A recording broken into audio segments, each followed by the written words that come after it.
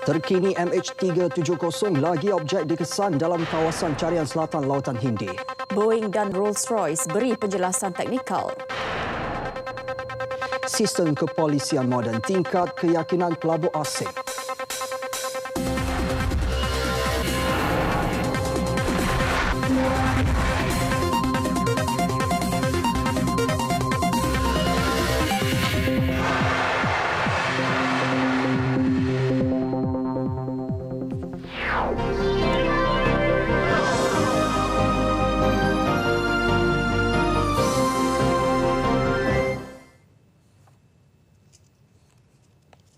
Assalamualaikum dan salam satu Malaysia. Saya Nur Rashikin Abdul Rahman. Dan saya Ivanto. Beberapa objek dikesan dalam kawasan carian yang dikenal pasti oleh imej pelbagai satelit di selatan Lautan Hindi. Ia berkemungkinan sepihan dari pesawat penerbangan Malaysia MH370 yang hilang 8 Mac lalu. Pemangku Menteri Pengangkutan Datuk Seri Syamuddin Tun Hussein mengesahkannya dalam sidang media yang diadakan di PWTC Kuala Lumpur. Sekiranya penemuan ini berhasil, ia akan membuka lembaran baru dalam operasi mencari yang sebelum ini mengecewakan banyak pihak, sekaligus membuka ruang untuk memperoleh lebih banyak clue berhubung nasib pesawat tersebut. Kru dalam pesawat P3 Orion Tentera Australia mengesan dua objek dalam zon pencarian. Yang pertama berbentuk bulat dan yang kedua dalam bentuk segi empat. Kapal bekalan Tentera Australia HMAS Success akan berada di lokasi itu malam ini untuk cuba mendapatkan objek tersebut. Kapal berkenaan akan tiba di lokasi objek dalam masa beberapa jam lagi atau pagi esok. Pengesahan tentang objek itu akan dikenalpasti selewat-lewatnya pagi esok. A few minutes ago, the Prime Minister received a call from the Prime Minister of Australia, who informed him that an Australian search aircraft had located two objects in the Australian search area, one circular and one rectangular. HMAS Success is in the vicinity and it is possible that the objects could be received within the next few hours or by tomorrow morning at the latest. Datuk Seri Syamuddin juga mengesahkan pesawat MH370 itu turut membawa muatan palet kayu dalam kargonya. Bagaimanapun belum ada bukti bahawa palet kayu yang ditemui di selatan Lautan Hindi dalam kawasan pencarian itu mempunyai kaitan dengan muatan berkenaan. Boeing dan Rolls-Royce akan tampil bagi menjelaskan sudut teknikal berhubung kehilangan pesawat MH370. Ia bagi memberi gambaran lebih jelas berhubung pesawat berkenaan yang ketika ini memasuki hari ke-17 pencariannya.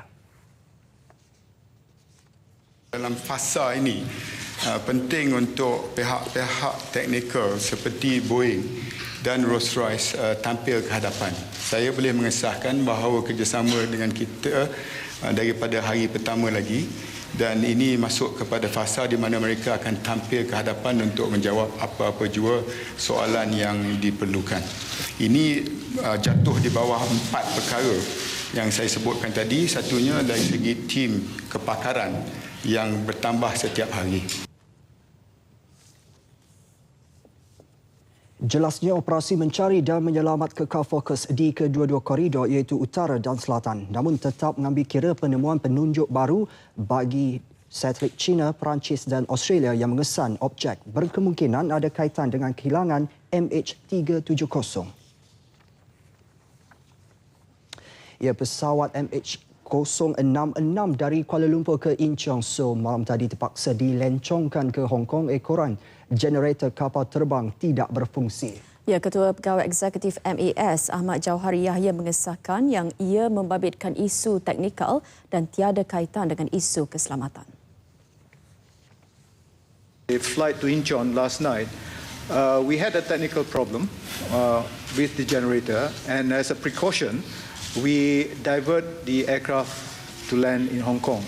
So it's not a safety issue per se, it's a technical issue that the aircraft had. MAS dalam satu kenyataan sebelum ini berkata tenaga biasa dibekalkan menggunakan unit kuasa bantu dan kapal terbang itu kemudian dilencongkan ke Hong Kong untuk pembaikan. Ia mendarat dengan selamat. MH066 yang beroperasi menggunakan pesawat A330-300 berlepas dari Kuala Lumpur pada jam 11.37 malam dan dijadual tiba di Incheon pada 6.50 pagi waktu tempatan. Kesemua 271 penumpang dalam pesawat tersebut telah dipindahkan ke penerbangan lain. Penerbangan balik MH067 dari Incheon ke Kuala Lumpur dibatalkan dan penumpang dipindahkan ke pesawat lain. Sementara itu, mengulas berhubung penerbangan MH114 ke Kamadu, Ahmad Jahari menafikan laporan yang mengatakan cermin pesawat pecah ketika dirempuh sekumpulan itik ketika mendarat pada Jumaat malam. Katanya hanya penutup lensa lampu mendarat yang pecah dalam kejadian itu. Menteri Dalam Negeri Datuk Seri Dr. Ahmad Zahid Hamidi yang bercakap di Johor menafikan KDN membuat siasatan terhadap 40 kaki tangan Jabatan Penerbangan Awam DCA berhubung kehilangan pesawat MH370. Sebaliknya, pihak polis hanya melakukan temu bual bagi mendapatkan maklumat tambahan. Bergantung kepada maklumat yang diperolehi daripada apa yang dilakukan oleh pihak PDRM dan tentunya cara operasional mereka akan membantu siasatan supaya maklumat tambahan ini dapat memperkukuhkan hasil siasatan untuk membantu supaya kehilangan MH370 ini dapat dicari punca kepada kehilangan pesawat berkenaan. Ya. Beliau berkata demikian sebagai mengulas laporan sebuah akhbar yang mendakwa 40 pegawai DCA berada di bawah siasatan polis. Datuk Seri Dr. Zahid turut menegaskan media tempatan mahupun media asing perlu memahami prosedur penyiasatan standard yang dijalankan pihak polis. Penjelasan beliau bagi membetulkan kenyataan akhbar tersebut selain tidak mahu DCA dipandang negatif. Mengulas perkara sama, Ketua Polis Negara Tan Sri Khalid Abu Bakar mengesahkan beberapa penemuan diperoleh hasil rakaman percakapan itu, namun ia tidak boleh didedahkan kepada umum. Siasatan masih dijalankan dan menjurus kepada 4 faktor iaitu sabotaj, rampasan pesawat, masalah psikologi penumpang serta kru penerbangan dan masalah peribadi mereka. Polis juga mendapati semua penumpang adalah bebas daripada semua unsur terbabit. Dalam pada itu, Tan Sri Khalid menyifatkan dakwaan media antarabangsa mengatakan pesawat MH370 mendarat di Pakistan sebagai kabar angin. Kalau dia kena bagi bukti lah. Kalau dia nak mengukuhkan apa yang dia cakap tu, dia kenalah bagi bukti. Kalau dia mendarat kat Pakistan, kat mana, landasan mana, pukul berapa. Jadi barulah kita ni. Tapi kalau tidak, semua orang bagi pendapat. Ketika ini, semua dakwaan tanpa bukti diklasifikasikan sebagai spekulasi. Terdahulu, Tan Sri Khalid mempengerusikan mesyuarat tahunan Komandan dan Ketua Polis Negeri di Maktab PDRM Ceras. Suruhanjaya Pencegahan Rasuah Malaysia SPRM mendapati tiada unsur rasuah berhubung pelepasan 2 warga Iran yang menggunakan pasport curi negara Itali dan Austria menaiki pesawat MH370 8 Mac lepas. Ketua Pesuruhjaya SPRM Tan Sri Abu Qasim Muhammad berkata hasil siasatan pihaknya mendapati tiada elemen rasuah berlaku semasa pemeriksaan 2 penumpang warga Iran itu dengan agensi kerajaan Malaysia iaitu Jabatan Imigresen dan Jabatan Kastam Diraja Malaysia. Beliau juga berkata agak mustahil bagi pihak imigresen memeriksa pasport di dalam rangkaian Interpol yang mempunyai data 40 juta pasport hilang dalam tempoh yang singkat. Ya, hari ini genap 17 hari usaha mencari pesawat MH370 dibuat tanpa sebarang petunjuk sahih. Yang pasti usaha mencari yang disertai 26 buah negara akan berterusan sehingga pesawat itu ditemui. Ya, kapal penyelamat dari Amerika Syarikat, China, Korea Selatan, India dan Jepun yang turut menggembling tenaga dalam misi SAR menjadikan pangkalan tentera udara di Raja Malaysia Subang sebagai pusat operasi. Wartawan Amar Akid Rosli mempunyai butiran lanjut. Operasi mencari dapat diteruskan dengan adanya kerjasama erat di antara Tentera Udara Diraja Malaysia, TUDM, dengan tentera negara-negara yang menyertai misi. Perkara ini disuarakan Komander Pangkalan Udara Subang Jeneral Abdul Manaf Mat Zaid. Menurutnya, usaha pemudah pencarian yang disertai pihak antarabangsa kini menjadi tanggungjawab TUDM demi menjaga maruah negara. Dan tugas utama kita adalah untuk membantu sekiranya ada negara-negara ataupun pesawat yang datang.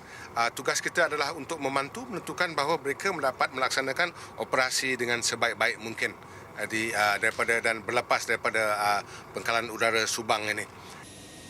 Tambahan pula, operasi mencari ini disambut baik banyak pihak terutama Komander Pesawat Orion P-3C George Gulti dari Amerika Syarikat. Basically, we have been assigned an area to search by the government of Malaysia. We're here to support in the search efforts for the missing Malaysian airliner.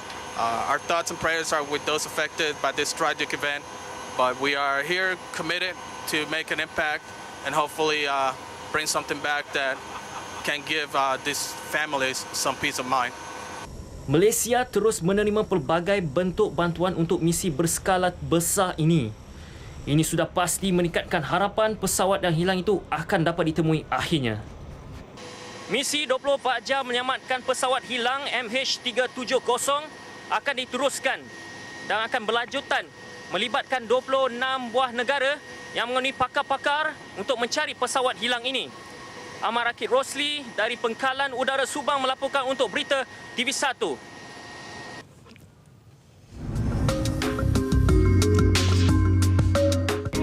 Tahukah anda apa itu kotak hitam? Semua pesawat diwajibkan dilengkapi kotak hitam yang di dalamnya terkandung perakam data penerbangan FDR dan perakam suara kokpit CVR. Jika pesawat ditimpa kecelakaan, FDR dan CVR memainkan peranan penting dalam membantu penyiasat merungkai punca kejadian.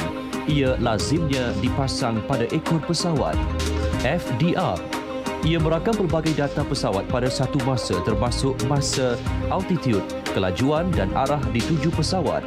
FDR lebih moden turut merakam puluhan fungsi pesawat seperti pergerakan sayap, penjanaan bahan api serta sistem autopilot. CVR. Peranan utama merakam percakapan anggota kru serta bunyi dalam kokpit, perbualan juruterbang dan bunyi seperti enjin pesawat dan isyarat kecemasan dalam kokpit.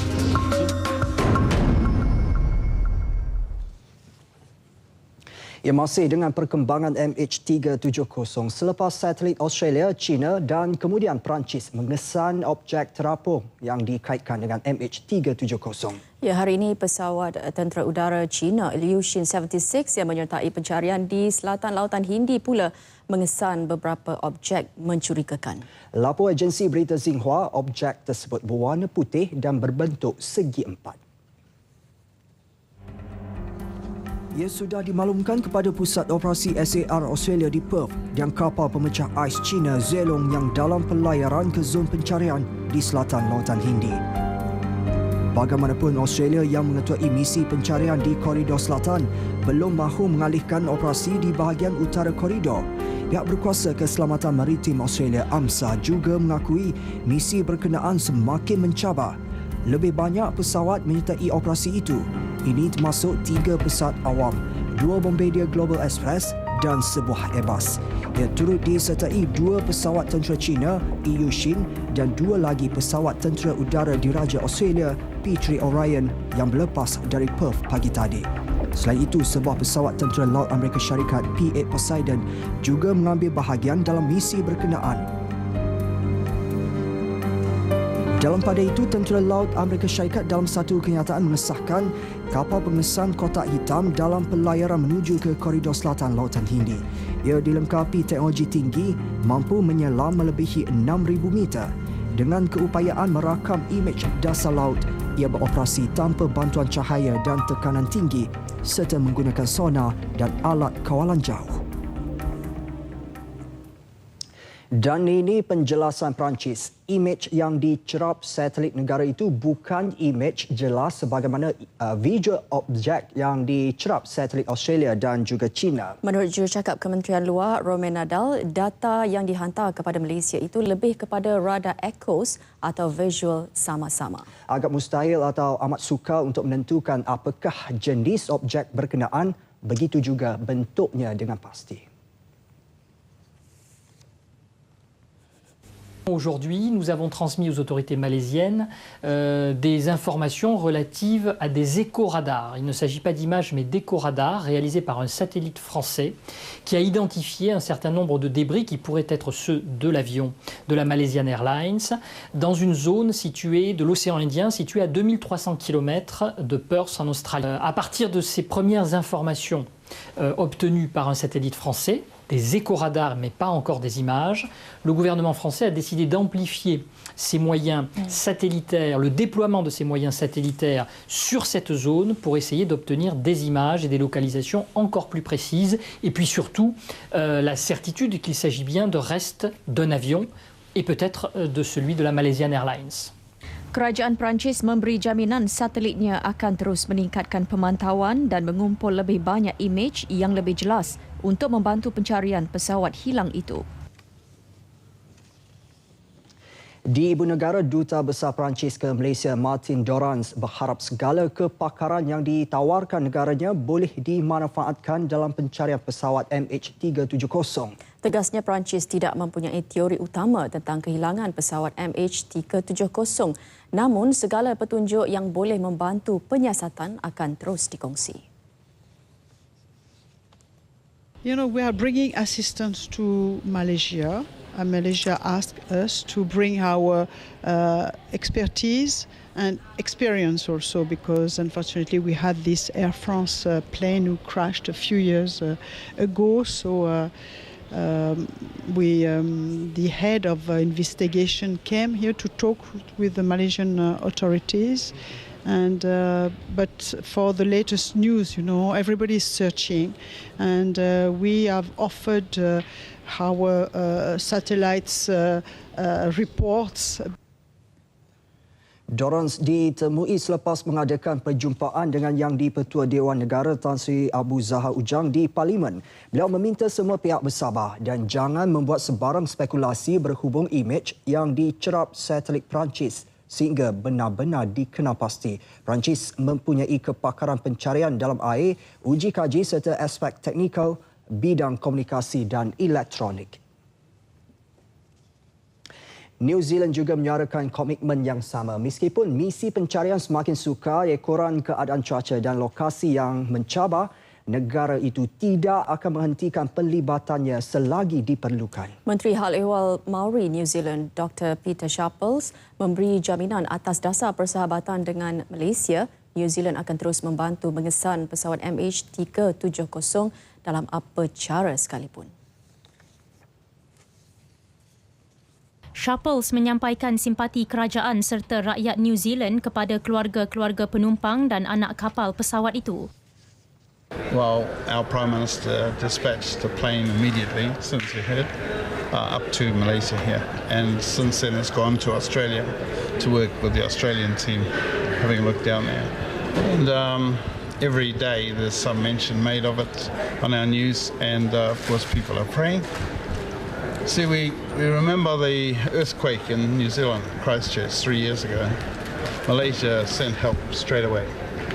They opened an account, money was put forward to New Zealand, and they sent people to help clean up the city because houses were. Dr. Peter Sharples mengetuai delegasi 9 orang hadir di Parlimen jam 11.30 pagi tadi bagi melakukan kunjungan hormat ke atas Yang di-Pertua Dewan Negara Tan Sri Abu Zahar Ujang. Selain penerangan mengenai pembabitan New Zealand dalam operasi mengesan MH370, pertemuan hampir setengah jam itu turut membincangkan hala tuju dalam mengukuhkan hubungan dua hala pelbagai aspek antara Kuala Lumpur dan Wellington. Turut ditemui di Parlimen hari ini, Duta Switzerland ke Malaysia Dr. Rolf Lenz yang memuji kerjasama semua pihak dalam operasi mengesan MH370.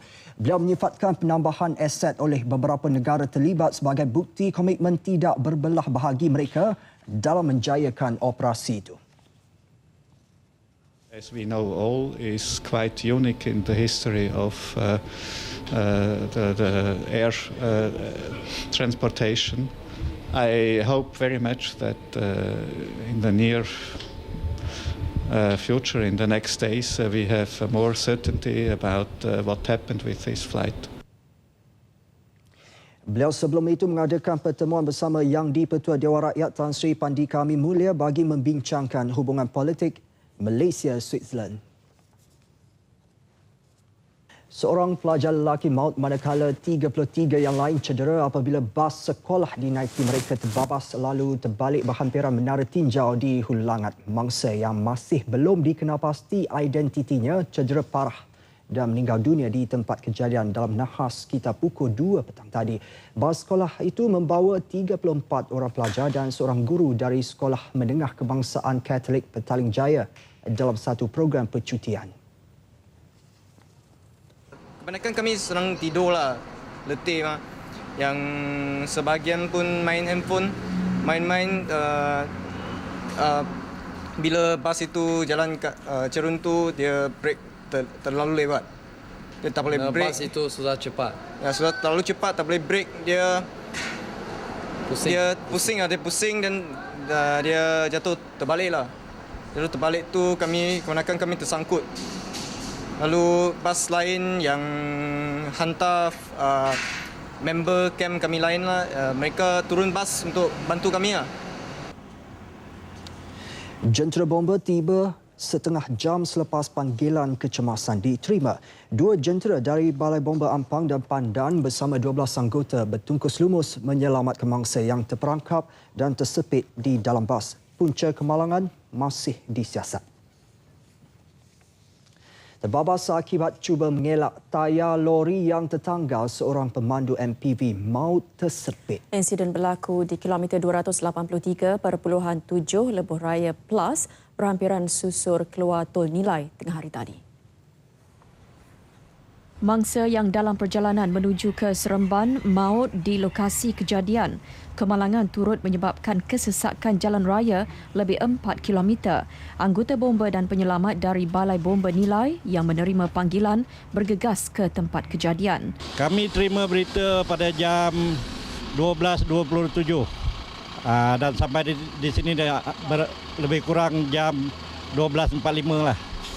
Punca didapati sebuah tayar telah melintasi highway, divider dan melanggar kereta Alza. Pasukan bomba terpaksa memotong bahagian bumbung kenderaan bagi mengeluarkan mangsa yang tersepit di tempat duduk pemandu. Mayat kemudian dihantar ke Hospital Seremban untuk bedah siasat.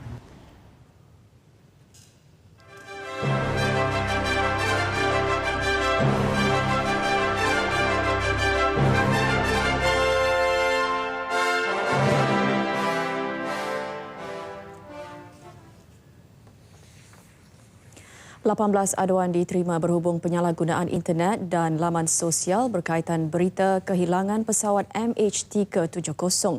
Manakala satu aduan diteliti oleh Kementerian Komunikasi dan Multimedia melalui Suruhanjaya Komunikasi dan Multimedia Malaysia SKMM. Perkara berkenaan dimaklumkan Menterinya Datuk Seri Ahmad Syabri Cik semasa penggulungan perbahasan menjunjung kasih titah diraja. Kita sedar dalam isu MH370 misalnya terdapat begitu banyak sekali isu-isu yang ditimbulkan berlegar di dalam alam cyber kita, termasuk menyelar, termasuk mengeluarkan tomahan, mengeluarkan berita-berita yang tidak benar dan mempersendakan usaha yang dibuat. Pada asasnya SKMM, Suruhanjaya Komunikasi dan Multimedia buat masa ini lebih menumpukan kepada usaha membantu pihak-pihak yang berkenaan untuk mencari penerbangan kapal terbang yang hilang berasaskan kepada teknologi ataupun khidmat nasihat yang berasaskan kepada sistem komunikasi itu sendiri. Walaupun begitu, aspek penyalahgunaan internet terutama melalui penyebaran berita yang tidak benar itu akan terus diambil perhatian. Berita kehilangan pesawat MH370 menjadi isu hangat di internet selain penyebaran maklumat yang tidak sahih sehinggakan tidak menjaga sensitiviti ahli keluarga dalam pesawat berkenaan. Rang Undang-Undang Perbekalan Tambahan 2013-2014 bagi memohon perbelanjaan tambahan dibentang untuk bacaan kali pertama. Ia adalah peruntukan untuk perkhidmatan bagi tahun 2013 sebanyak 2.392 bilion ringgit. Bacaan kali pertamanya dibentangkan Timbalan Menteri Keuangan Dato' Ahmad Maslan. 12 kementerian, jabatan dan agensi yang memohon perbelanjaan tambahan iaitu peruntukan kepada kumpulan wang terkanun sebanyak 2.099 bilion ringgit. Jabatan Perkhidmatan Awam 55.6 juta ringgit. Jabatan Perdana Menteri 53.4 juta ringgit dan Kementerian Kerja Raya 50 juta ringgit. Selain itu, perbelanjaan tambahan itu turut melibatkan Kementerian Komunikasi dan Multimedia, Kementerian Luar Negeri, Kementerian Pertanian dan Industri Asas Tani, Kementerian Dalam Negeri dan Kementerian Tenaga, Teknologi Hijau dan Air. Kementerian lain termasuk Kementerian Sumber Asli dan Alam Sekitar, Kementerian Sains, Teknologi dan Inovasi serta Kementerian Kesejahteraan Bandar, Perumahan dan Kerajaan Tempatan. 4,967 program kesedaran dan latihan mengenai pelaksanaan cukai barang dan perkhidmatan GST telah dijalankan oleh Kementerian Keuangan sejak 2010 hingga Februari tahun ini. Menurut Perdana Menteri Datuk Seri Najib Tun Razak, daripada jumlah itu, seramai 271,288 orang golongan SASA telah menyertai program-program yang dijalankan. Ia termasuk pengguna peniaga dan kaki tangan kerajaan. Menerusi jawapan bertulis, Datuk Seri Najib yang juga Menteri Keuangan berkata, kos kempen dan perbelanjaan yang telah dan akan dilakukan kerajaan adalah termasuk 98 juta ringgit bagi sistem pengkomputeran GST yang telah siap dibangunkan Jabatan Kastam Malaysia. 150 juta ringgit bagi penyediaan perisian perakaunan bersubsidi kepada PKS yang sedang diuruskan dan Jabatan Kastam Malaysia atas kendalian 55 syarikat yang terpilih. 100 juta ringgit geran latihan kepada peniaga yang diuruskan oleh Kementerian Keuangan bagi tahun 2013 dan 2014. Dan 17 juta ringgit bagi program publicity melalui pelbagai saluran media. Beliau menjawab pertanyaan Wakil PAS Shah Alam Khalid Abdul Samad. Bagi memperkasa program penutur jati bahasa Inggeris PPJBI, Kementerian Pendidikan akan menambah 90 tenaga pengajar bahasa Inggeris dari India. Mereka ditempatkan di Sekolah Rendah Luar Bandar bermula Julai depan. Timbalan Menteri Pendidikan 2 P. Kamalanathan berkata langkah itu dilihat mampu meningkatkan penguasaan membaca, menulis, mendengar dan bertutur di kalangan para pelajar di peringkat awal. Supaya mereka juga dapat memberi maklumat dan juga pengalaman mereka membantu guru-guru dengan menggunakan konsep dengan izin train the trainer. Akan ditempatkan di kawasan-kawasan pendalaman di luar bandar. Ini juga kita berharap akan dapat membantu dengan secara langsung untuk menambah baik mutu penggunaan bahasa Inggeris di tahap 1 dan juga tahap 2 di sekolah-sekolah luar bandar. Ya, saya jemput. Beliau menjawab soalan tambahan BN Greek Hasbullah Osman. Di bawah program itu setakat ini seramai 1,800 guru tempatan terlatih telah ditempatkan di sekolah-sekolah rendah luar bandar.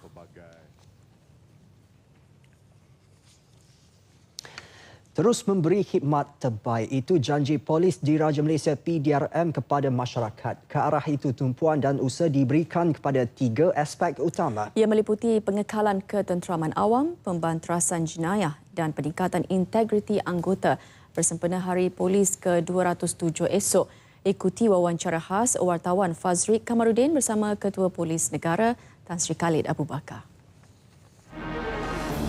Aspek mengekalkan ketenteraman awam diberi perhatian paling serius oleh PDRM. Dijalankan melalui pelan strategik 5 tahun. Persekitaran selamat diwujudkan melalui program pemantapan keselamatan dan ketenteraman komuniti setempat. Selain program keutuhan dan kestabilan sosio-ekonomi rakyat. Memberikan perkhidmatan yang lebih cekap dan berkesan bagi memenuhi ekspektasi masyarakat dalam menjaga keselamatan nyawa dan harta benda rakyat.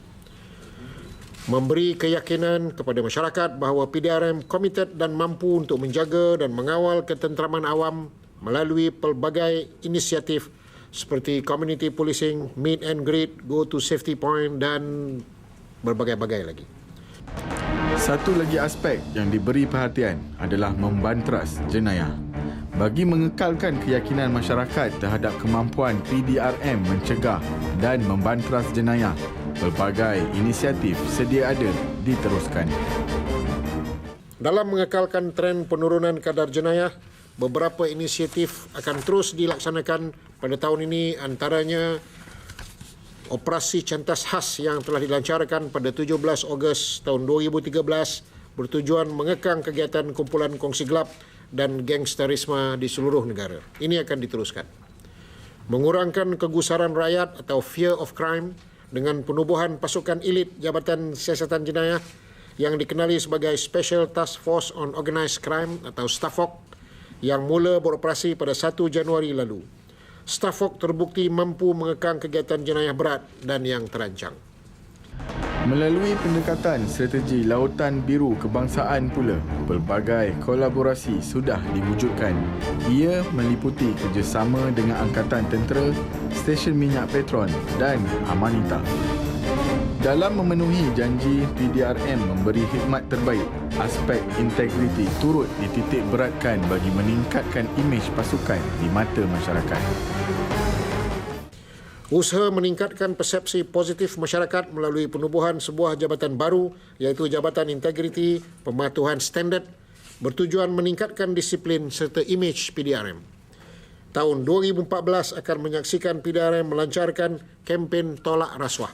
Sekaligus menjadikan PDRM sebagai institusi yang berwibawa, disegani dan dihormati oleh setiap lapisan masyarakat. InsyaAllah. Inisiatif dan usaha yang telah disusun akan menjadi bukti dan kayu pengukur komitmen PDRM untuk terus menjadi agensi penguatkuasa yang terulung di Malaysia.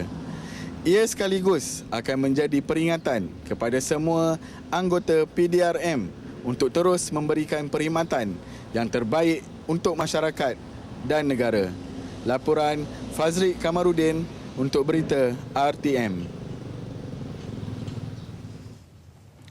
Demi meningkatkan kepercayaan pelabur asing terhadap sistem ataupun aspek keselamatan di Malaysia, satu sistem kepolisian moden bakal diwujudkan. Perancangan bermula di Johor, terutamanya wilayah Iskandar sebelum diperluas ke negeri lain. Menteri Dalam Negeri Datuk Seri Ahmad Zahid Hamidi menyatakan buat permulaan pelaksanaan melibatkan pemasangan kamera litar tertutup CCTV berdefinisi tinggi di kawasan Iskandar, Malaysia.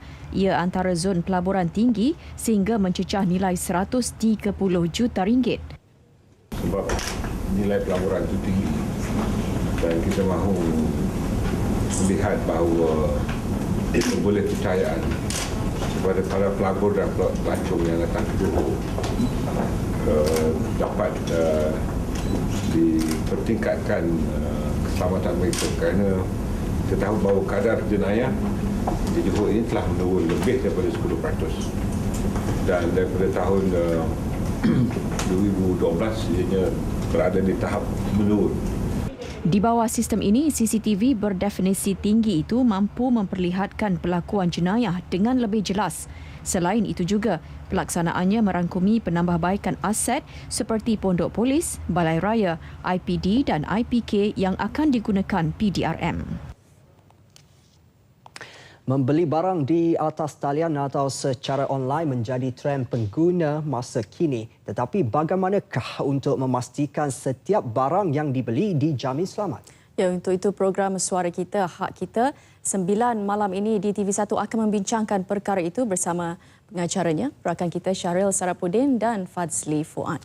Dan dari Studio 1, Syaril dan Fazli, apa perincian isu malam ini? Terima kasih kepada Ivan Toh dan juga Syikin. Pastinya di Studio 3 Angkasa Puri. Kami di Studio 1, pastinya Suara Kita, Hak Kita. Ya, saya Syaril dan juga Fad bakal menemui anda jam lagi 20 minit. InsyaAllah kita akan membawakan, tadi Ivan sudah pun memperkatakan poin-poin pentingnya. Betul. Sebab kalau episod pertama kita bercakap mengenai tanda harga, episod kedua kita bercakap mengenai telefon. Ini sebenarnya Fad, ramai kawan-kawan saya cakap ini episod yang paling dinantikan sebab tajuknya wow, amat terkenalah kepada semua. Semua pernah lah Fad. Dia kena dengan intonasi yang sangat tegas lah kan. Senang membeli, senang ditipu. Ya. Adakah anda semua pernah, saya rasa pernah lah kot, pernah membeli menggunakan laman maya, membeli orang kata e-dagang lah, membeli atas talian. Jadi kalau anda pernah tertipu ataupun anda pernah orang kata ialah ditipu oleh pengusaha-pengusaha di laman maya ini dan anda juga pernah membuat aduan tetapi aduan anda tak dilayan, maka malam ini merupakan landasan untuk anda kongsikan pengalaman kepada kami. Betul dan pastinya anda memilih perniagaan bisnes secara online ni sebenarnya memudahkan kita sebab kita tak perlu susah nak berjalan dan sebagainya. Memang betul. Dan kita menyuruh agar anda semua pergi ke Facebook Suara Kita Hak Kita. Dekat sana anda boleh bagi tahu mungkin ada pengalaman ditipu, tertipu dan sebagainya.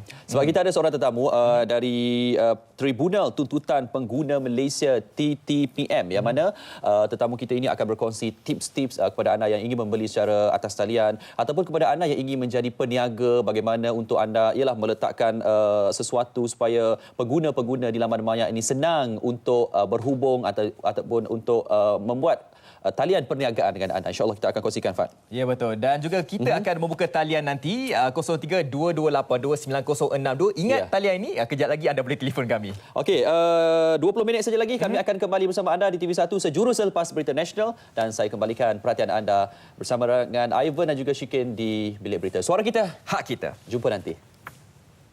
Ya, Syahril, Fazli, terima kasih. Berita nasional kita teruskan dengan perkembangan ekonomi selepas ini.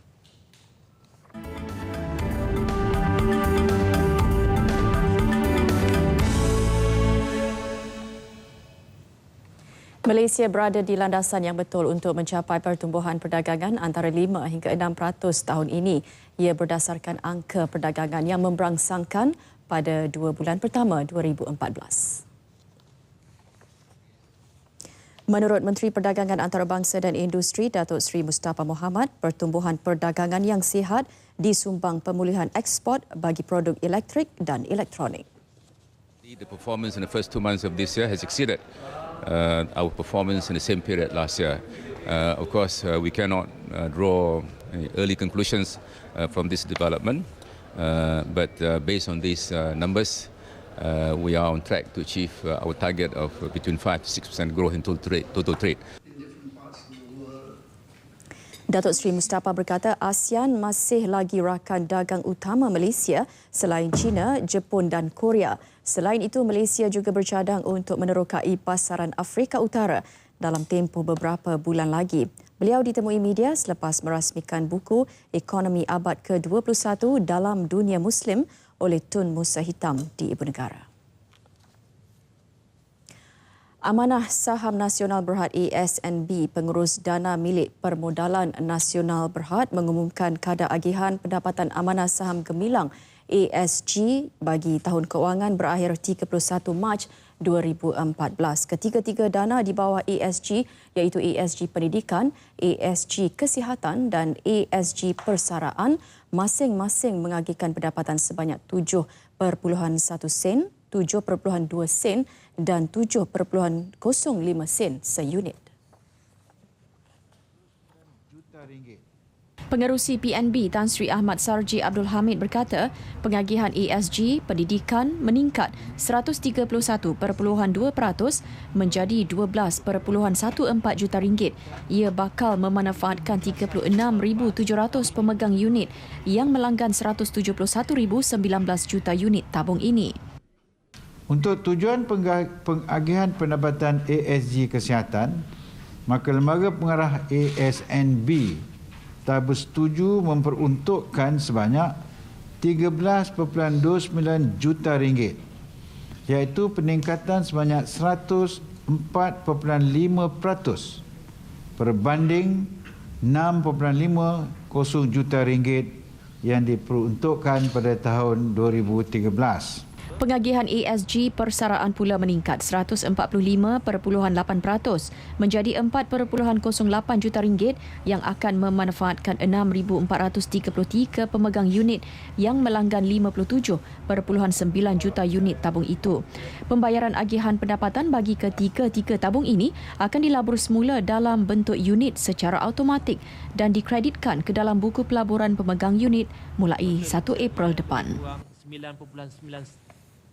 SME Corp Malaysia MIDF Investment dan Bursa Malaysia komited untuk bekerjasama merangka kaedah terbaik bagi mengurangkan kos penyenaraian syarikat PKS. Ia selari hasrat kerajaan meningkatkan keupayaan syarikat PKS yang berpotensi untuk disenaraikan di bursa saham. Pengarah urusan kumpulan MIDF Investment, Datuk Muhammad Najib Abdullah berkata ketiga-tiga pihak berharap dapat memuktamadkan kaedah tersebut menjelang hujung tahun ini. Given there's a lot of players involved in listing exercise, it's just not the investment bank, it's just not the Bursa Malaysia, it's just not, we have people like the reporting accountant, we have the lawyers, we have a market researcher, so quite a number of other stakeholders in the listing exercise. So what the three of us sat down this morning is that we recognize there is an issue for SMEs with regard to the cost of listing, the institutional cost of listing, and therefore we have decided that it is something that the three of us, the three organisations, will be able to tackle, and therefore we committed ourselves to try to bring this cost down going forward. Kos permulaan penyenaraian ketika ini dianggarkan antara 1 hingga 2 juta ringgit. Penyenaraian dilihat satu penyelesaian akses kepada modal bagi PKS yang berdepan halangan daripada badan keuangan komersial selain pinjaman pembiayaan mikro yang terlalu kecil untuk memenuhi keperluan modal kerja. Untuk rekod, lebih 600,000 PKS berdaftar di Malaysia dan daripada jumlah itu 60 syarikat telah disenaraikan di Bursa Malaysia.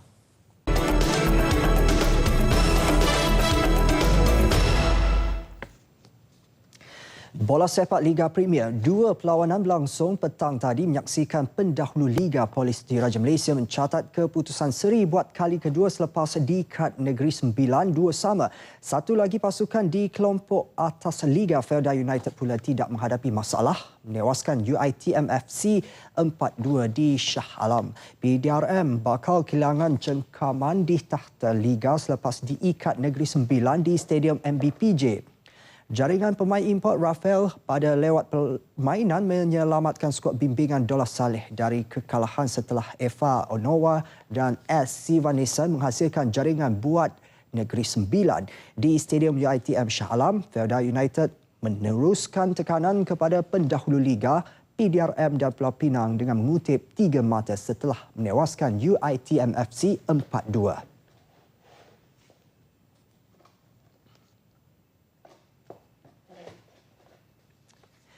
Jendela perpindahan pemain Liga Malaysia yang dibuka menyaksikan Kelantan membuat langkah efisien dengan menyambar 3 pemain baru. Salah satunya merupakan penyerang berbisa Wan Zak Haikal dari Rukyu FC.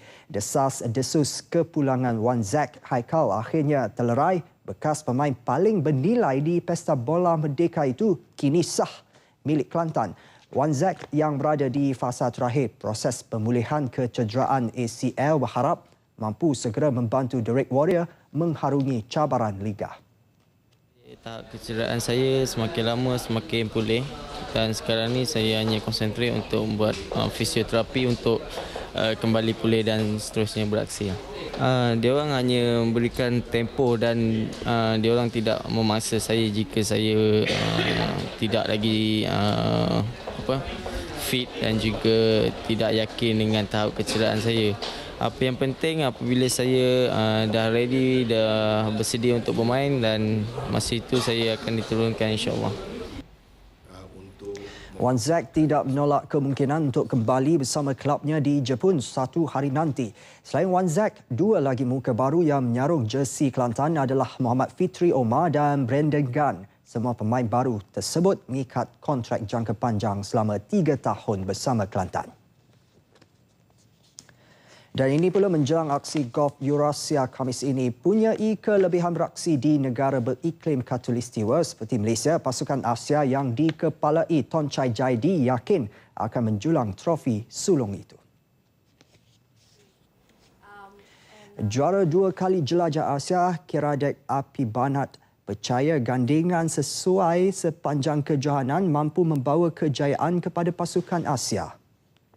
Thornchai will be matching a good team. And in the singles, who would you like to be playing against in the singles? I'm staying here right now. I'm ready to play with any players. Kiradek antara 10 pemain yang bakal menggalas cabaran Asia turut serta pemain nombor 1 Malaysia Nicholas Fang yang bersedia 100% untuk beraksi pada hari pembukaan nanti.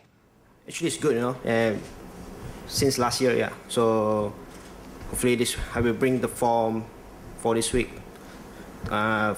for the Team Malaysia to win this trophy, yeah. Pasukan Asia diketuai Thongchai Jaidi kini turut mempertaruhkan Kim Yong-sung dari Korea dan Sidikur Rahman serta 2 pemain India Gaganjit Bular dan Anirban Lahiri. Miguel Angel Jimenez akan menerajui pasukan Eropah. Kejohanan sulung Piala Eurasia akan berlangsung di Glenmarie Golf and Country Club Shah Alam bermula 27 hingga 29 Mac ini.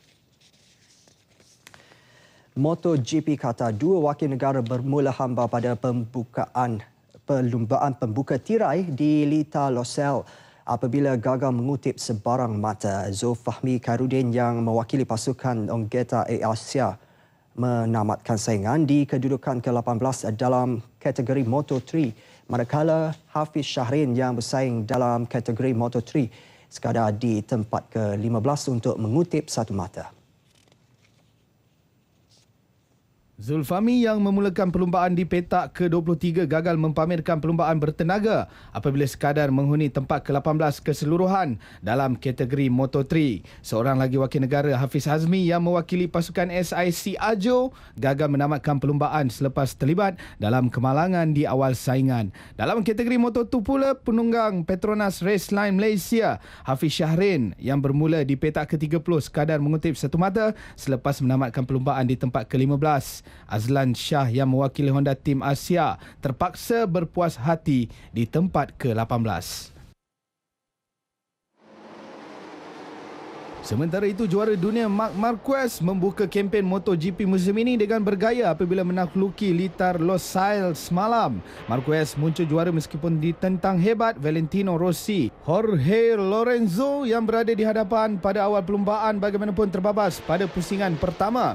Begitu juga Bradley Smith yang terkeluar dari perlumbaan pada pusingan ke-8. Marquez yang menunggang Honda diberi tentangan sengit oleh rakan sepasukannya Dani Pedrosa dan Valentino Rossi yang hanya ketinggalan 0.259 saat di belakangnya. Dalam aksi kejar-mengejar dengan Rossi, Marquez berjaya memintasnya di pusingan terakhir untuk mengesahkan kejuaraan pertama musim ini, meninggalkan Rossi di tempat kedua dan Pedrosa ketiga.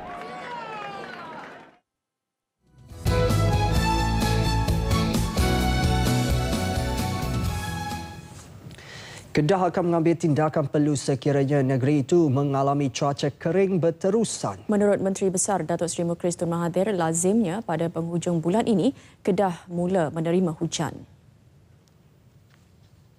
Antara usaha yang akan dilakukan selain pembenihan awan yang dirancang adalah untuk sekali lagi mengadakan solat istikaf.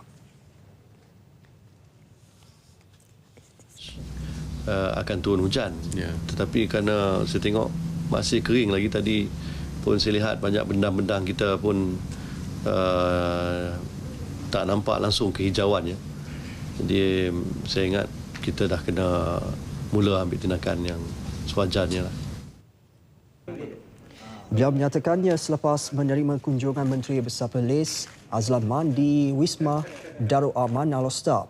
Semalam, Timbalan Menteri Sains, Teknologi dan Inovasi Datuk Dr. Abu Bakar Muhammad Diah berkata Jabatan Meteorologi akan memfokus terhadap usaha pembenihan awan di semua empangan di pantai barat Semenanjung. Terengganu sekali lagi bakal menjadi tumpuan dunia khususnya beberapa lokasi pantai di negeri itu. Pesta Candat Sotong Antarabangsa Terengganu 2014 akan diadakan 11 hingga 17 April ini. Setakat ini 19 negara telah pun mengesahkan penyertaan masing-masing.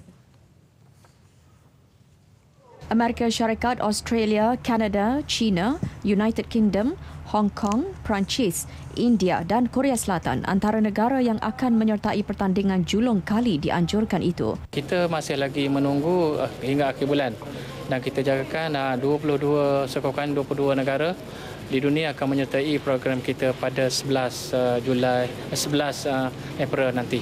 Beliau menyatakan perkara itu dimarang sempena pertandingan candat sotong Jabatan Perkhidmatan Veterinar se-Malaysia. 120 kaki tangan terlibat menyertai program sempena Hari Kecergasan dan Kecemerlangan agensi ini. Saudara Perdana Menteri Datuk Seri Najib Tun Razak dijangka mengadakan sidang media khas mengenai perkembangan terkini MH370 pada pukul 10 malam ini di PWTC. Untuk itu teruskan bersama kami. Ya, sekian berita nasional edisi 24 Mac. Itu Assalamualaikum. Salam satu Malaysia.